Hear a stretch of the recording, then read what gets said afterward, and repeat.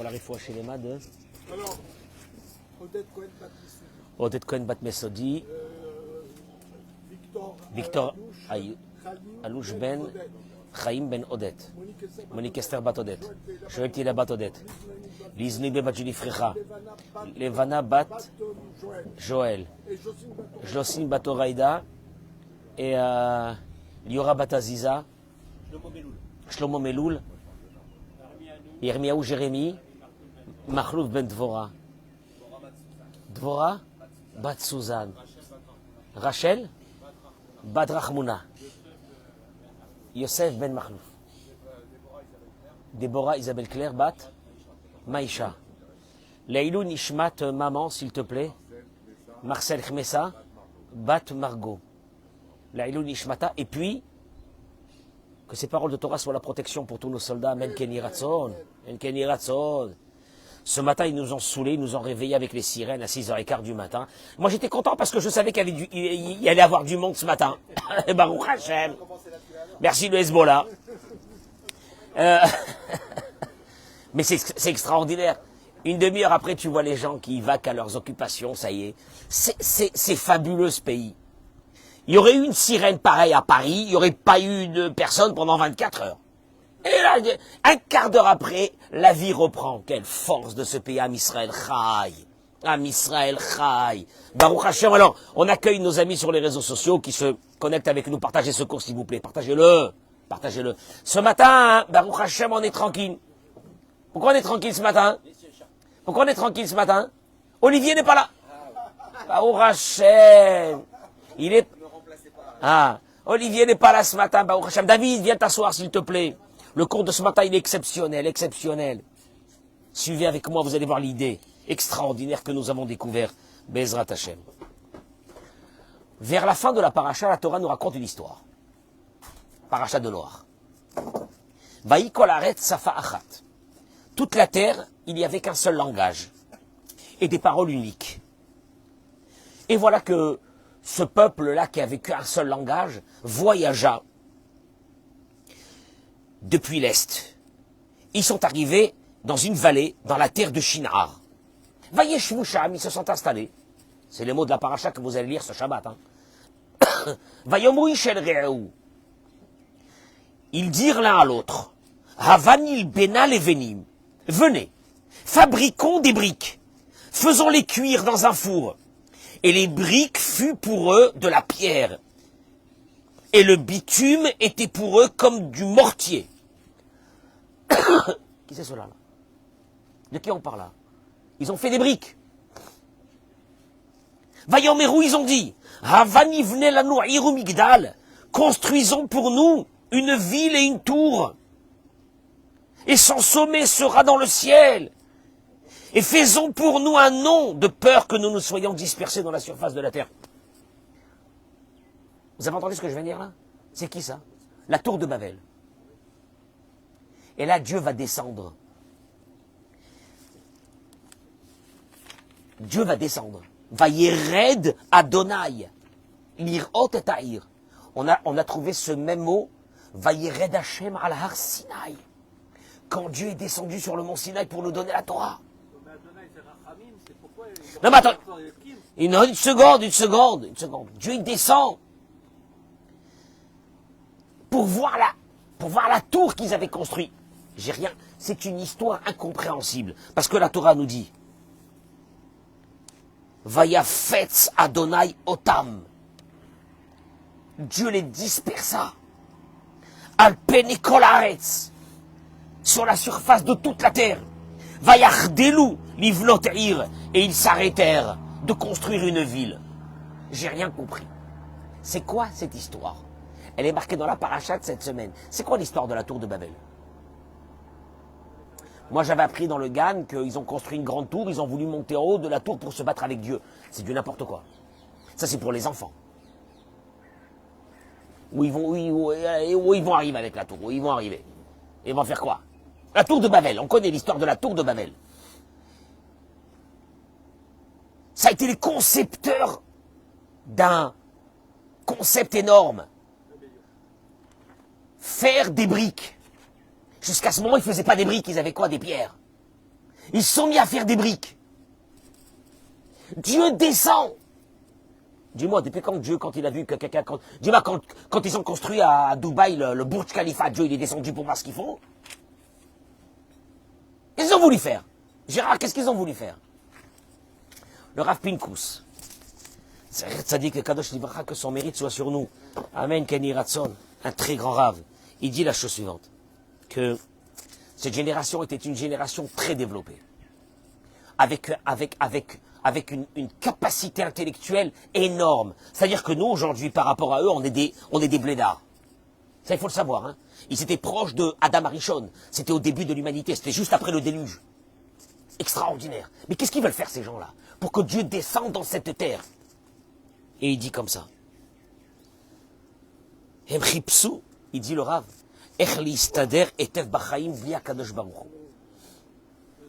Au fait, ça a été une humanité qui était venue dans ce monde avec un objectif. Ne plus avoir besoin de Dieu. C'est horrible. Ils se sont dit, on va se rassembler ensemble. On va trouver des solutions à tous les problèmes de l'humanité. Avec quel objectif, David? Ne plus avoir besoin de Dieu. C'est terrible. Et il dit d'ailleurs une chose extraordinaire. Il dit que, en vérité, quel est le problème? De créer des, on va dire, des objectifs qui nous permettront de solutionner beaucoup de problèmes. Où est le problème? Et alors, qu'est-ce qu'il y a? Où est le problème? Non mais une seconde. En fait, eux, ils se sont dit comme ça. Eux, ils se sont dit à cette époque, le déluge va venir il y a un cycle des déluges. Pour eux, c'était comme ça. On va construire des tours. On va monter dans ces tours. On sera abrité des déluges. On va construire et on va évoluer. On va amener l'humanité à une évolution. En vérité, qu'on n'a plus besoin de Dieu. Je ne vois pas où est le problème. Et alors? C'est un peu ce qu'on vit dans le monde moderne. Oui ou non? Les hôpitaux, les médecins, les IRM, les machins, tout ce que tu veux. Ça nous permet de quoi? De guérir toutes sortes de maladies. En vérité, ça nous permet de gérer notre vie. Où est le problème? Il dit Rav Pinkus. Et il dit une chose. Chez Bara, Kadosh Baruch Hu et Olamo, quand Dieu il a créé le monde, ce monde-là où on est là, pour 70, 80, 90 ans, il a créé ce monde pourquoi?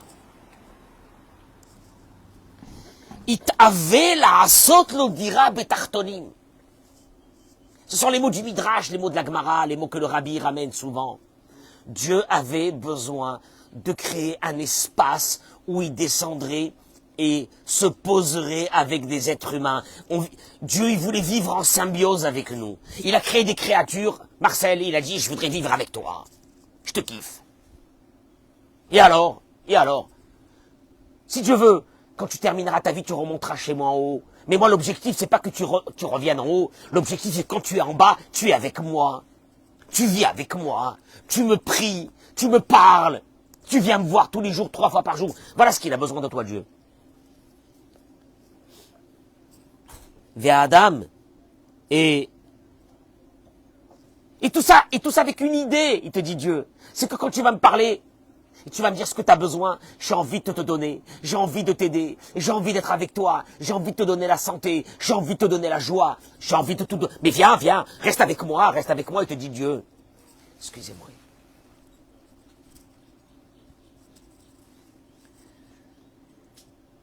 Les gens, ceux qui me suivent là à Paris, ils ont dû me voir avec la veste, ils ont dû se dire, il fait froid ce matin. Maman, qu'est-ce qu'il fait chaud. C'est juste que j'ai oublié d'enlever la veste. Je soupçonne qu'une partie de la communauté va terminer la journée à la plage. Mais c'est pas un problème. Hein? C'est pas un problème, Dieu bénisse. Quand vous pourrez venir un jour habiter en Israël, venez. Venez voir c'est quoi une qualité de vie, venez. Si Dieu veut, quand vous aurez la possibilité de venir, venez. Venez, je vous en supplie, ne restez pas. Marcel, dis-leur à ceux qui sont à Neuilly. Dis-leur, hein, ils sont les pauvres, ça va, ils étudient la Torah, hein, ils sont bien. À Neuilly, ils étudient la Torah, à Levallois, ils étudient la Torah, dans le 17e, dans le 16e, ils étudient la Torah. Mais venez, j'en supplie, venez un bon matin, venez un jour, venez vivre avec nous. Venez, ceux qui sont à Saint-Mandé, ceux qui sont à Sarcelles, venez un jour avec nous. Et là, il y a une chose extraordinaire. Il dit comme ça. Il dit, je vais vous dire à quoi ça ressemble quand l'humanité n'a plus besoin de Dieu. A plus besoin de Dieu. On est bien. On a tout ce qu'il faut. Il dit, ça ressemble, les mains d'Avardomé, ça ressemble. Baal veisha. Un mari avec une femme. Nous, on est la femme et Dieu, il est le mari. Baal boné baït. Voilà que le mari construit une maison, il fait un prêt à la banque, il construit une belle maison. Il fait rentrer sa famille dans la maison. Et sa femme lui annonce un matin qu'en vérité, elle n'a plus besoin de lui. Et qu'elle peut s'arranger sans lui. Elle fait rien de mal, hein. Elle lui dit qu'elle n'a plus besoin de lui. Après que lui, il a installé, il lui a tout fait, elle est bien avec ses enfants, un beau matin, elle se lève, elle lui dit, j'ai plus besoin de toi. Hein? Mais ça va, je vais leur mettre une... Ça veut dire, ça va arriver. Il te dit, car qui viarole. C'est ce qui se passe avec Dieu. Quand un matin tu te lèves, Richard, un matin tu te lèves, tu dis à Dieu, Dieu bénisse. Les contrats, ils sont là. Les clients, ils sont là. La santé, elle est là. Je ne sais même pas pourquoi je vais aller à la synagogue. Ça va, tout va bien. Tout va bien. Tout va bien. Merci Dieu. Non, merci Dieu. Merci. Tu peux partir. J'ai plus besoin de toi.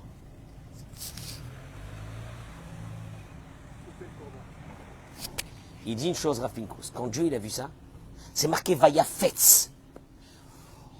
Il a traduit ici en français Vayafetz. Il les a dispersés. Mais le mot Vayafetz vient du mot Ptsatsa. C'est quoi Ptsatsa? C'est quoi Ptsatsa? Pitout. C'est quoi Pitout? Une explosion. Il les a explosés. Dieu, il a dit une humanité pareille, j'en veux plus. D'ailleurs, c'est à partir de ce moment que Dieu va choisir dans toute cette humanité. Parce que l'objectif de Dieu, c'était de choisir toute l'humanité en tant que ses enfants. Mais quand il a vu que cette humanité ne veut plus de lui, elle a rejeté en essayant de construire. Et l'inventivité de ces gens avait un objectif, ne plus avoir besoin de Dieu. Dieu, il a dit, ok, c'est bon, j'ai compris. Il les a explosés, il les a rejetés, et de là, la fin de la paracha, elle est... C'est quoi la fin de la paracha cette semaine? Je suis désolé, hein. Vous lisez pas la paracha. La fin de la paracha. Hein? Ben, la fin de la paracha, elle est que... La fin de la paracha, elle est... Ve'ele toldot Terach. Et voici les descendants de Terach. Terach engendra Avram. Et voilà. Akadosh Baruch Hu, il a dit, écoutez-moi bien. Vous n'avez pas besoin de moi? Je vais choisir quelqu'un qui, lui, vivra avec moi jusqu'à la fin de l'humanité. Avraham Avinu et ses enfants. Terminez l'histoire. C'est-à-dire que l'objectif de Dieu, il est que tu as besoin de lui. L'objectif de Dieu, c'est que tu lui montres combien tu es reconnaissant de ce qu'il fait pour toi. Si un bon matin, tu te lèves et tu dis à Dieu, j'ai plus besoin de toi, mais Dieu te dit, mais va-t'en, mais va-t'en, mais va-t'en, mais va-t'en. Moi, j'ai créé tout ce monde que pour ça. L'histoire de Dor-A Palaga. Voilà l'histoire de cette génération qui n'avait plus besoin de Dieu, qui a tout créé pour ne plus avoir besoin de Dieu. Nous, aujourd'hui, on est dans un monde moderne. Et de temps en temps, Dieu, il nous rappelle que on a besoin de lui. Et combien que tu trouves des vaccins, et combien que des maladies incurables arrivent, pour que tu as toujours besoin de lui. Et puis il y a des personnes qui rêvent, aux États-Unis, des grands milliardaires, de trouver un jour un médicament qui fera la vie éternelle, que nos cellules ne se détruiront pas avec l'âge et ne disparaîtront pas. Tiens, j'ai plus besoin de toi, Dieu. J'ai plus besoin de toi. Et Dieu te dit, mais tu ne comprends pas, ça n'existe pas. Ça n'existe pas que tu n'as pas besoin de moi un jour. Sauf que Rachi, dans la paracha de cette semaine, il nous ramène quelque chose d'extraordinaire. C'est que Rachi dit, à moi ce Rachi-là, il m'a refroidi. Il est écrit que Vayered Adonai, l'Irot et Taïr. Dieu est descendu voir cette ville, cette conception de l'humanité, de ne plus avoir besoin de lui. Beth Amigdal et la tour, Asher Banou qu'ils avaient construit, Béné Adam, les fils de l'homme. Le verset dit qu'ils avaient construit les fils de l'homme. Rachi vient et dit Béné Adam, les fils de l'homme. Pourquoi la Torah avait besoin de marquer les fils de l'homme? Et la Bénémie, mais les fils de qui d'autre? Peut-être les fils, je traduis les mots du Rachi, peut-être les fils des ânes? Les fils des chameaux? Qu'est-ce que ça veut dire les fils des hommes? Mais bien sûr que c'était les fils des hommes. C'était les fils de l'homme. Qu'est-ce que la Torah avait besoin de marquer? Les fils de l'homme. La Torah avait marqué la tour, Dieu est descendu voir la tour que les hommes avaient construite. Mais les fils de l'homme. Et là, Rachi dit, ça fait référence à Adam Arishon. Les fils de l'homme. Oui, les fils d'Adam Arishon. Pourquoi? Et Rachi dit, et là, Béné Adam Arishon. Le texte signifie les fils d'Adam, le premier homme. Pourquoi ces êtres humains qui voulaient se débarrasser de Dieu ont été affiliés à Adam Arishon? En mangeant le fruit, il voulait être indépendant. Et là, il dit, Adam Arishon, le premier homme, chez Kafa et Atova, il a été le premier à avoir renié le bienfait de Dieu. Véhamar, et il a dit, Haïcha Shernatata, il m'a dit, c'est la femme que tu m'as donnée qui m'a fait manger le fruit. À la place de dire à Dieu merci pour la femme qu'il lui a donnée, il a dit à Dieu, c'est cette femme que tu m'as donnée qui m'a donné à manger ce fruit. Et la Rachi termine et il dit, Af Elou, eux aussi, les descendants de Adam, ont renié le bienfait de Dieu en se rebellant contre lui. Quand il avait répandu sur eux le bienfait, il les avait sauvés du déluge. Et Rachi, Rachi, c'est pas de la morale juive. Rachi, c'est la traduction du texte. Il te dit, Rachi, quand la Torah elle a dit Béné à Adam, Dieu il a dit, ces blédards-là, ils sont en train de construire une tour contre moi pour ne plus avoir besoin de moi alors que tout ce que je leur ai fait pour eux, tout le bienfait que je leur ai fait, tout ça, ça vient de qui? Ça vient de leur arrière-grand-père qui s'appelle comment? Adam. Que lui, quand je lui ai donné une femme, à la place de me remercier d'avoir reçu cette femme, qu'est-ce qu'il a dit? C'est elle qui m'a donné à manger ce fruit. Ça veut dire, tu n'aurais même pas dû me donner cette femme-là. Tu vois un peu la conception de l'ingrat. Et Dieu il dit, c'est normal, mais c'est normal que les personnes qui vont venir après, des descendants de cet homme-là, ils auront en eux cette mauvaise graine de ne pas apprécier ce que je leur ai donné. Et la preuve, c'est que après que je les ai sauvés du déluge, à la place de me remercier et de dire Dieu, on a besoin de toi, on est dépendant de toi, ils se sont mis à dire à Dieu, on va essayer de se débarrasser de toi. Le Sava de Slavotka, il dit une chose. Il dit,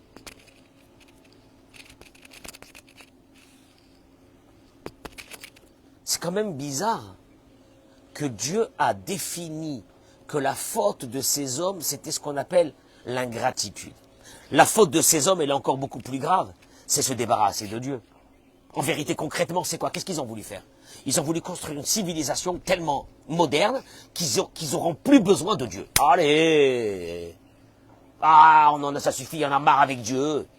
Allez! On veut tout gérer, notre vie. Jusqu'à ce moment, l'humanité se servait de pierres pour construire des maisons. Et eux, ils ont construit quoi? Ils ont dit, on n'a pas besoin des pierres. On construit quoi? Des briques.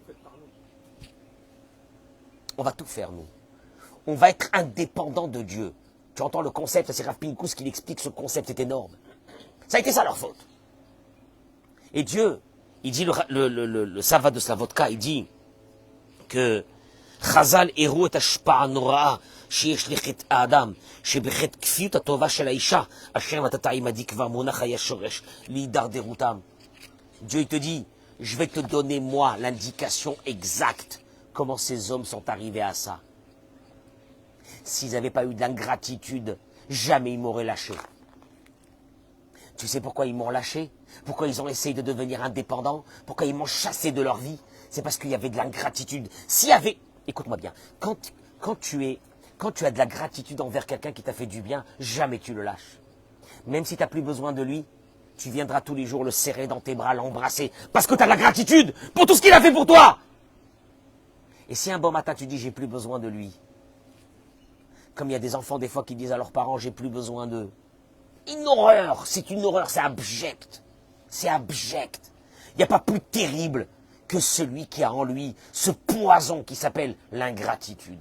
Cela, alors là, évitez d'être à côté d'eux. Sauvez-vous. Ça peut être contagieux. C'est une maladie plus grave que toutes les maladies du monde. Et Dieu, il dit, tu sais d'où ça vient? C'est pas qu'ils ont voulu me renier. Ce qu'ils ont voulu me renier, c'est une conséquence.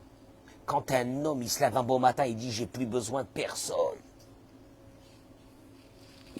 Je termine. C'est très, très, très dur ce que je dis ce matin. Quand on se lève comme ça, on n'a plus de gratitude, on n'est plus content de rien. Tu les connais, ces gum-gum-là, qui sont plus contents de rien. Toute leur vie sont gum-gum. Jamais tu as vu leurs dents. Ils n'arrivent pas à sourire. Ils n'arrivent pas à sourire. Parce que la vie, comprenez pas, monsieur le rabbin, mais quelle vie que j'ai eue, etc. Il dit Rabbi Nachman de Breslev, K'shadam, l'oroed godel atovot she'Hashem, asa ve'ose'imo. Quand une personne n'arrive, elle est malade. Elle est malade. Elle se lève le matin, elle est très malade. Elle n'a pas la capacité d'évaluer ce que Dieu fait avec elle. Aujourd'hui, hier, les jours qui sont passés, il y a quelqu'un qui est venu hier à Mincha, il m'a dit, comment ça va, Rav? Je lui dis, mais je vais devenir fou, tellement que ça va bien. Je lui dis, je n'ose même pas dire combien ça va bien. Il m'a dit, pourquoi? Qu'est-ce qu'il y a? Il a pensé écouter une bonne nouvelle. Je lui dis, parce que le quotidien, il est là, il est beau, il est beau. On a des enfants, on a des petits-enfants. Mince! On est debout, on parle. Le cerveau, il marche. On respire, on voit, on entend. Ah ouais, si vous voulez. Il dit Rabbi Nachman, quand la personne n'arrive plus, elle est malade. C'est une maladie. Elle n'arrive plus à avoir les capacités d'évaluer ce que Dieu lui a donné. Miyomi Valdo depuis le jour où elle est née. Et à chaque instant, Azmi Mela. Alors bien sûr, que comme elle n'a pas ses capacités à voir toutes les belles choses que Dieu lui a données, qui est le quotidien de notre vie, quand il y a quelque chose qui ne va pas, quand il y a une petite épreuve, mit'atzben, il se met en colère, mitlonen, il est arruct, ça va pas du tout, il tombe dans une tristesse, les yiouch, un désespoir, comme si qu'il avait que des malheurs dans sa vie, et qu'il n'y avait rien sur quoi remercier Dieu. Moi je vous dis la vérité, c'est la pire des maladies du monde. Écoutez-moi bien, hein. On va faire le tour de tout ce que vous voulez. C'est la pire des maladies du monde. C'est le type qui se lève le matin, il a envie de mourir. Parce qu'il y a des choses qui ne vont pas. Par contre, les milliards de choses qui vont, il ne met pas au courant. Qui Adam Sheroé, il dit Rabbi Nachman, et tatovot shel Hashem alav. Quand une personne voit tout ce que Dieu il a fait pour lui, ce qu'il fait pour lui, ou mikir la boretova al kol advarim hayafim shebechayav, et qui remercie Dieu sur toutes les belles choses de sa vie. Celui qui a porté son bébé, qui l'a amené à la Brit Mila. Celui qui a pris son fils ou sa fille qui l'a amené à la choupa. Celui qui voit ses petits-enfants tourner autour de lui à la maison et qui n'hurle pas de remerciement à Dieu, qui n'hurle pas. C'est une catastrophe.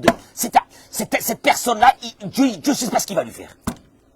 Imagine-toi que tu fais du bien à quelqu'un. Et il est là, il râle, il continue à râler. Qu'est-ce que tu fais? Tu le prends, tu le pends là, ici en haut, là en haut, là de la soukha, tu le pends.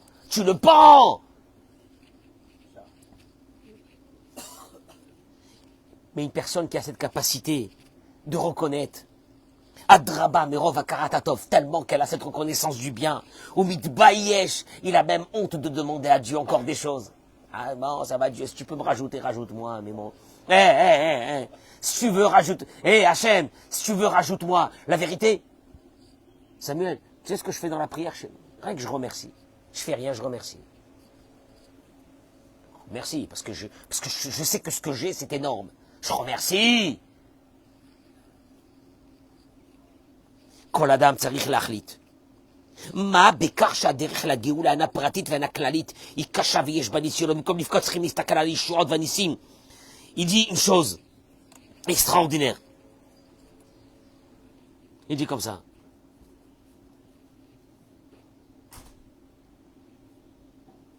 אנחנו לא מבינים, il dit le Rav. On ne comprend pas. כמה העוון של בכיינות הוא נורא. Combien la faute de ne pas être heureux. C'est terrible. Ah mais bon, je suis pas heureux, vous savez, je suis pas heureux. Mais vous comprenez pas, j'ai ce problème, j'ai pas marié encore mes enfants. J'ai ma femme qui me fait des soucis. J'ai mon mari que j'en peux plus. J'ai mes enfants qu'ils m'ont saoulé. Oh la parnassa, ça va pas. La santé, c'est pas terrible. Il t'a dit, tu peux pas t'imaginer combien c'est une faute. Chez Gorem le Chilul Hashem. C'est ce qu'on appelle blasphémer Dieu. Et c'est ce qui cause que le Mashiach ne vient pas. Zomamash klipat Amalek, il dit Rabbi Nachman. Ça s'appelle Amalek, c'est ça Amalek. Ah, oh, c'est qu'il y a Parashat Zachor à la synagogue, les hommes, les femmes, ils viennent pour écouter quoi? Qu'il faut détruire qui? Il dit Amalek, c'est ça Amalek.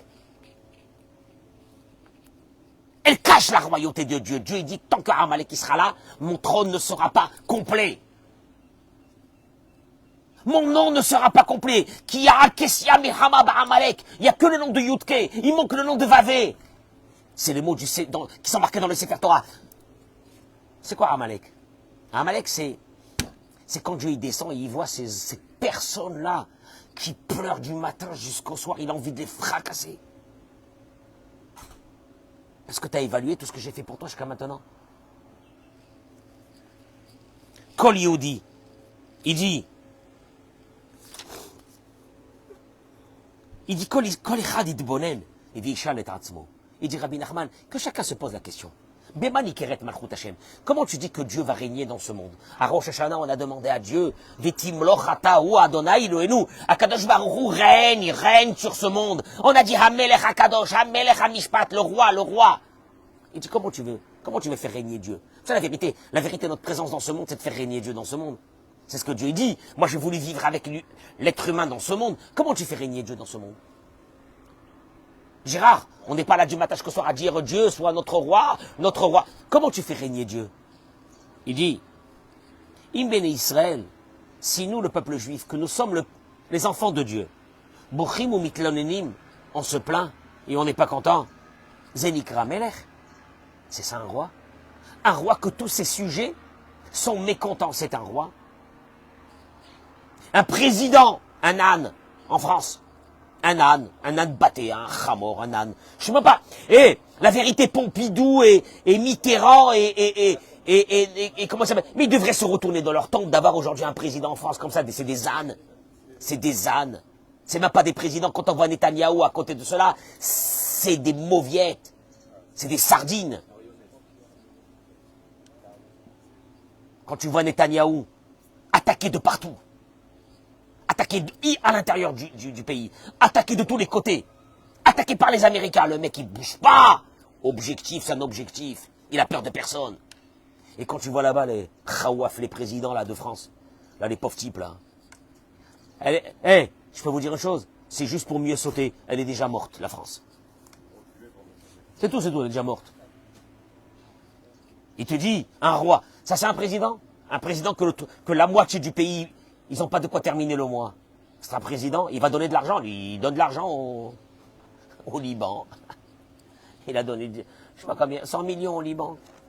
Alors que le Français qui travaille du matin jusqu'au soir, il n'a pas de quoi terminer le mois, espèce de clochard. Et ainsi de suite. Ça c'est un président? Un roi, c'est quelqu'un que ses sujets sont contents de lui. Un roi! Tu sais quoi? Tu peux te lever le matin, être le plus grand sadique du monde. Dieu va te dire, toi aujourd'hui, je vais te la faire la totale. Tu sais pourquoi? Parce que tu es content. Et quand tu es content, tu es en train de me montrer que ma royauté, elle est bonne. On appelle ça en hébreu, Kiddush Hashem. Kiddush Hashem. Mais je vais vous dire une chose. Il dit Rabbi Nachman, ça s'apprend ça. Et comment ça s'apprend ça?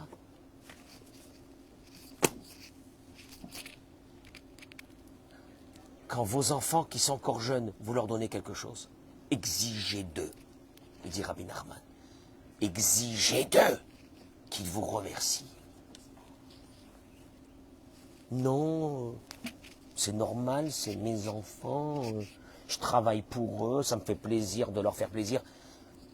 Dis-moi, t'as pas compris? Un enfant qui n'a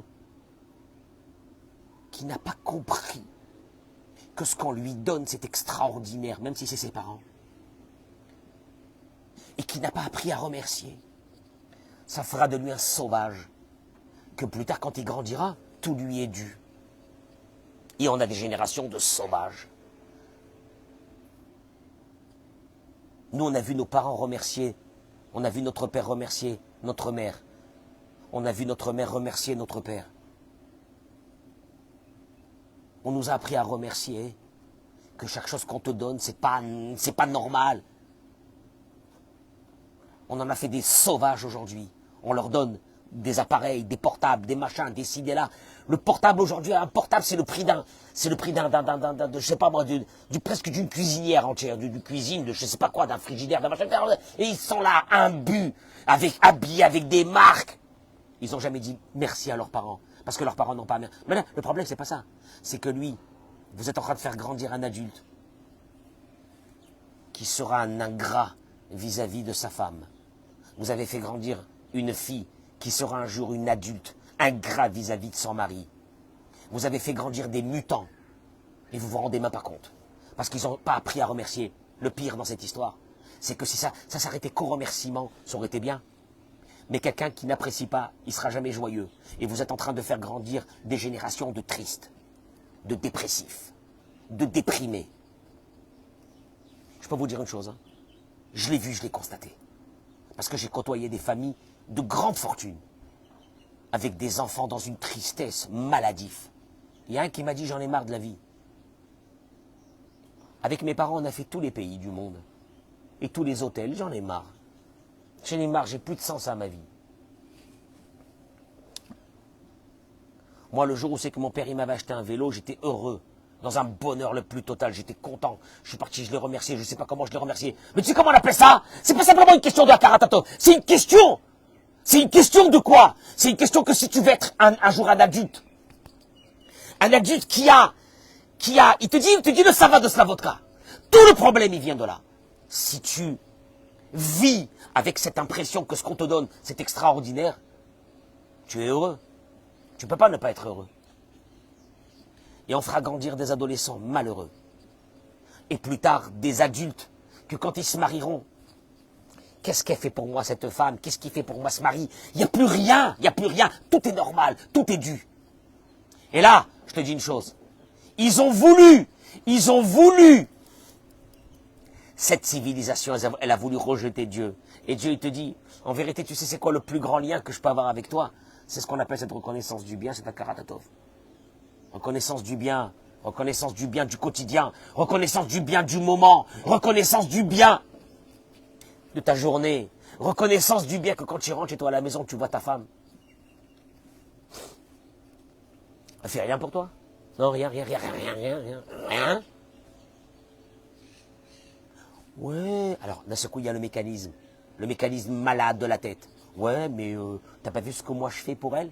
Je t'explique. Ce que toi tu fais pour l'autre n'a rien à voir avec ce que l'autre fait pour toi. Ce que l'autre fait pour toi, il fait pour toi. Mais tu sais ce qu'il va faire de toi? Un vrai couple. Vous savez sur quoi il tient aujourd'hui? Sur une chose. Elle est fondamentale. Ceux qui sont mariés comme moi, ça fait longtemps comprendront ce que je dis. À Karatatov, on a développé la reconnaissance du bien. Je parle pour nous les hommes, hein, mais que les femmes qui m'écoutent fassent aussi, permutent de l'autre côté. Hein. Attention. Une femme, elle nous a amené des enfants. Je vous dis la vérité honnêtement, hein, on est seul, personne qui nous écoute. Je serais incapable d'amener un enfant, moi. Même s'il y avait une possibilité qu'on amène un enfant là, Easter. Tu me vois là enceinte pendant 9 mois et après que mon ventre il va s'ouvrir. Là, allez, nous, que Dieu nous en préserve. Et ces femmes-là, c'est pas des chiens. Elles nous ont emmené des enfants. À Karatatov. S'occupe de nous à Karatatov. Elles nous sauvent de la faute à Karatatov.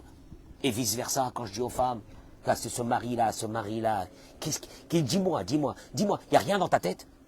Ce mari-là, c'est qui? C'est un chien? Il s'est marié pour pouvoir à tes besoins? C'est un serviteur? C'est qui?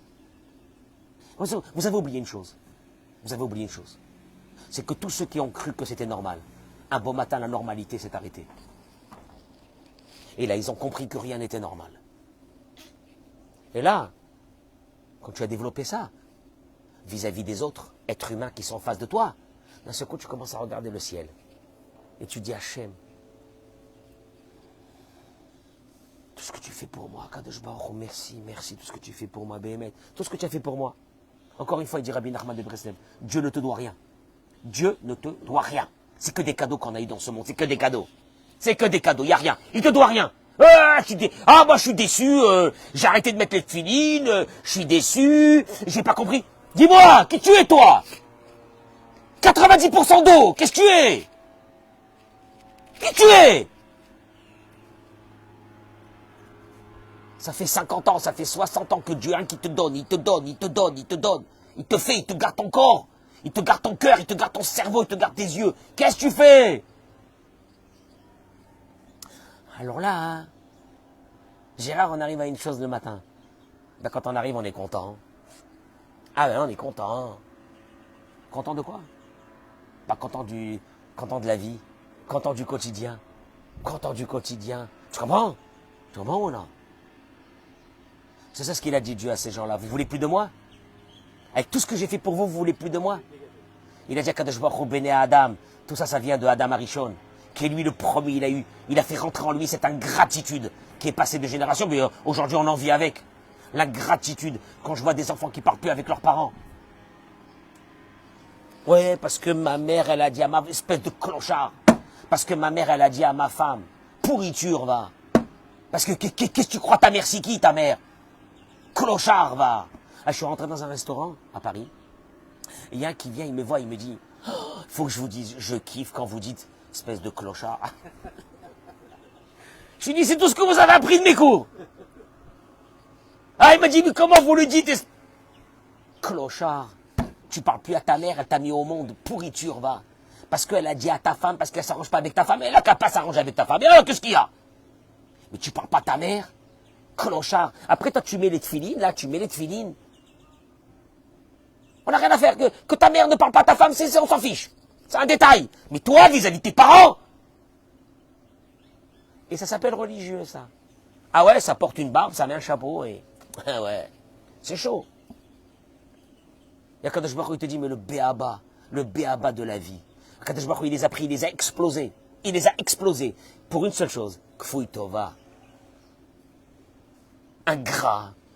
Vous avez voulu vous séparer de moi. Et tout ce que je vous ai donné, c'est comme un mari qui construit une maison à sa femme et la femme, elle dit après qu'elle est rentrée dans la maison, elle s'est installée. Qu'est-ce qu'elle dit au mari? Merci beaucoup, casse-toi. Hazako Baruch, casse-toi. Sheberachem. Et nous, on fait ça avec Dieu. On fait ça avec nos parents. Parce que quand tu vois un jeune de 15 ans, 16 ans qui se prend pour, ou 18 ans qui se prend pour je sais pas quoi, moi je voudrais bien lui dire à celui-là, là, toi, tes parents, ils te jettent dehors, t'as où manger ou dormir? T'as rien. T'es un clochard. En vérité, je rappelle aux parents, dites à vos enfants qu'ils sont des invités chez vous à la maison. Ils ne sont pas chez eux. Rappelez-leur qu'ils ne sont pas chez eux. Rappelez-leur qu'ils doivent vous remercier. Parce que ça fera plus tard des adultes heureux, car ils apprécieront chaque petite chose de la vie. Moi, par exemple, là, ce matin-là, tu vois, ce matin-là, ce matin, je suis comme un fou. Là, je suis comme un fou, là, maintenant. Le soleil, les petits palmiers que Eric nous a mis en haut, j'apprécie. Vous qui êtes là, assis avec moi, tous les matins, j'apprécie. Un truc de fou, comment j'apprécie. Vous croyez que je vous prends pour qui, là? Vous êtes assis? J'apprécie. Oui, il est Richard, il est reparti. Ah, il s'est sauvé. Mais j'apprécie. Ah ben, je peux vous inquiéter, mais je suis heureux. Mais ça, c'est la maladie du siècle. C'est la maladie de la vie. C'est la maladie du siècle. Et vas-y, ils ont des rêves. Que tant que les rêves n'ont pas été accomplis, alors je peux pas être heureux. Vous vous rendez pas compte de pas être heureux. Moi, j'ai cette personne-là. Qu'est-ce que tu veux? Qu'est-ce que tu veux? T'es marié, ça fait 30 ans, ça fait 20 ans. Qu'est-ce qu'il y a? Ah, mais ça va plus du tout. Il n'y a plus la flamme. il n'y a plus l'étincelle. Que le mec, on dirait qu'il a un briquet. Il n'y a plus l'étincelle, il n'y a plus le... Et moi, je te dis, tu sais pourquoi il n'y a plus l'étincelle? Tu n'apprécies plus rien. Tout est devenu normal. Je dis à ces hommes et à ces femmes, votre maladie qui va vous tuer, c'est ça. L'ingratitude, l'habitude, la suffisance. La suffisance. Je vous souhaite une journée exceptionnelle. Bracha v'atzlacha, men ken yirah tzon, toda rabba. Toda rabba, un peu de bonheur, un peu de bonheur. Un peu de... Gérard, un peu de bonheur. On est bien ou non? Hein? On est au top. On est au top. Tu sais, quand il m'a demandé hier, hein, il m'a dit comment ça va? Je me suis dit, mais j'en peux plus, je vais devenir fou tellement que ça va bien. Là, il a cru que j'ai gagné au loto. Samuel, il m'a dit, de quoi? De quoi? Je lui ai dit, mais de quoi? Mais de la vie. Mais de la vie. Bracha ve'atzlacha, partagez ce cours, je t'en supplie, partagez-le. Amen.